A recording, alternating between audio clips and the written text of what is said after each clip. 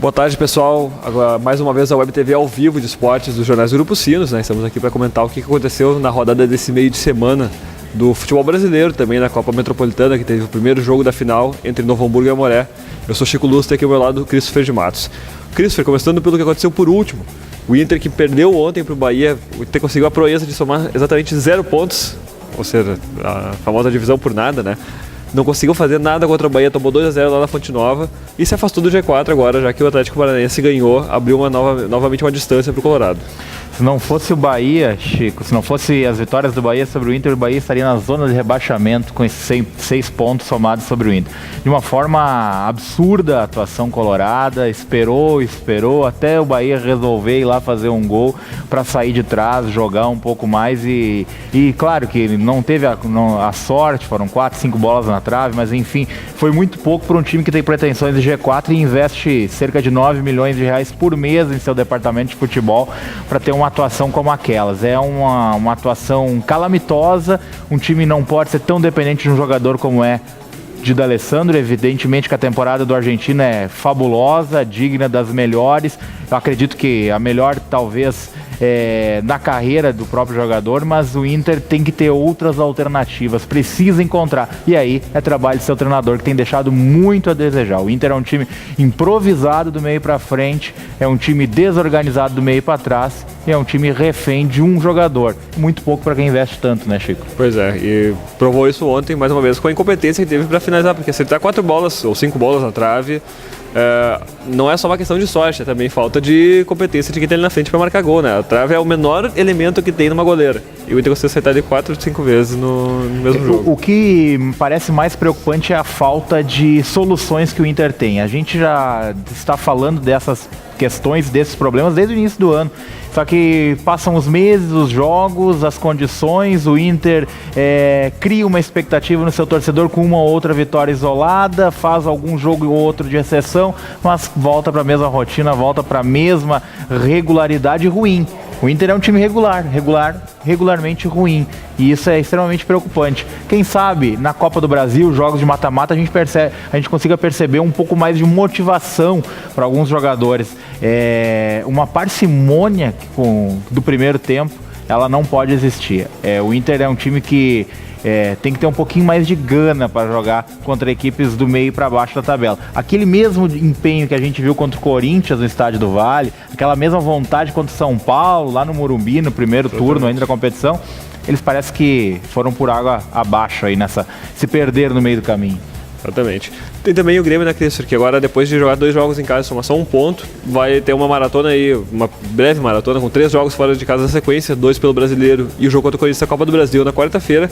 Começa tudo amanhã, 9 horas da noite, nesse sábado, né, 9 horas da noite, contra o Vitória. Que são 4 jogos balizadores, porque além dos 3 fora, tem na sequência o próximo em casa contra o Atlético Paranaense, um jogo direto pelo G4. E complicadaço. Né? Dá para esperar coisas boas. Eu acredito que o Grêmio, Chico, terá melhores resultados fora do que propriamente em casa, pela forma atual de jogar do seu treinador. É um time que precisa que seja atacado para conseguir contra-atacar.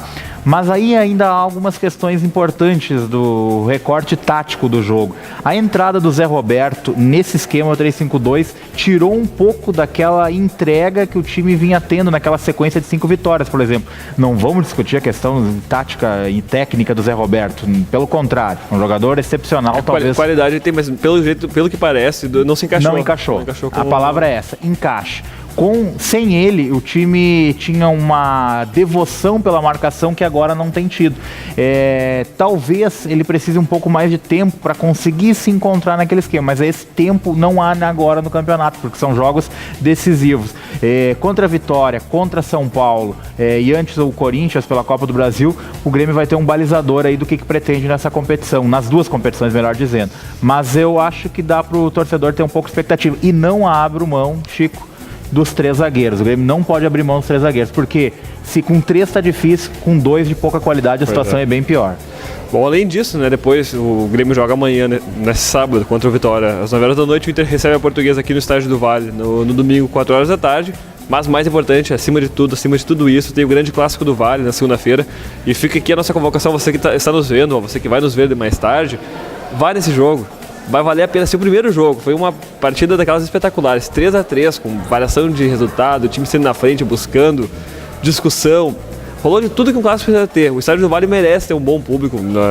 Não vamos sonhar com 5, 6 mil pessoas, mas 2 mil, 3 mil pessoas dá para ter essa quantidade de gente. É segunda-feira, não tem outros atrativos. É um horário bom, o preço não tá caro, é R$20 o ingresso, R$10 para quem conseguir meia entrada. Vale a pena ir e promete ser realmente um grande clássico para definir o título, né, Cris? O interessante, Chico, a gente volta e meia faz essas campanhas para revitalizar o futebol do interior. O torcedor, o nosso internauta nesse momento também tem que dar esse apoio para as equipes que fazem tanto esforço como Novo Hamburgo e a Aimoré tem feito para não fecharem seus departamentos de futebol, um esforço para realmente aglutinar a comunidade em torno de um clube, e a gente sabe da importância que ambos têm para suas comunidades. E chegou agora de um jogo valendo uma taça no Estádio do Vale, que está tão bem preparado para receber jogos da Série A do Gauchão, porque também não para receber um excelente público para a final de uma competição estadual. Quiçá que seja o nosso Novo Hamburgo. A gente evidentemente abre a torcida aqui, mas o Aimoré fez por merecer, tem um trabalho excepcional. A gente também tem um apreço por vários profissionais que estão por lá, como o caso do Luiz Henrique, que a gente conhece, um baita profissional, mas evidentemente que o resultado é que vença aquele que for merecedor, mas acima de tudo que vence o futebol do interior, que é tão marginalizado pela federação e que nesses eventos tem a oportunidade também de mostrar sua grandeza, né? Pois é. Mas, o Cris ainda comentou a questão de que o Estádio do Vale está preparado para receber jogos, e o público de Novo Hamburgo agora sabe onde é que fica. Tinha muita gente que nunca tinha ido no Estádio do Vale, agora tem gente que nunca tinha ido e foi. Então aproveita, já que gostou, que foi. Se o resultado no Inter não foi dos melhores, e não deve ter sido, né, com tantos empates que vieram, quer ver uma vitória, vai ver segunda-feira no Novo Hamburgo e Aimoré. A torcida nossa é pro Noia, realmente, vamos anilado. Se não der, não deu, mas a gente acredita que vai dar, e quem for lá torcer vai apoiar esse time que está fazendo um baita trabalho. O Itamar Schulli é um baita treinador e deve mostrar isso e confirmar, tomara, com o título na segunda-feira. Fica aqui nossos votos de boa tarde, bom final de semana para vocês, a gente volta na segunda. Até mais.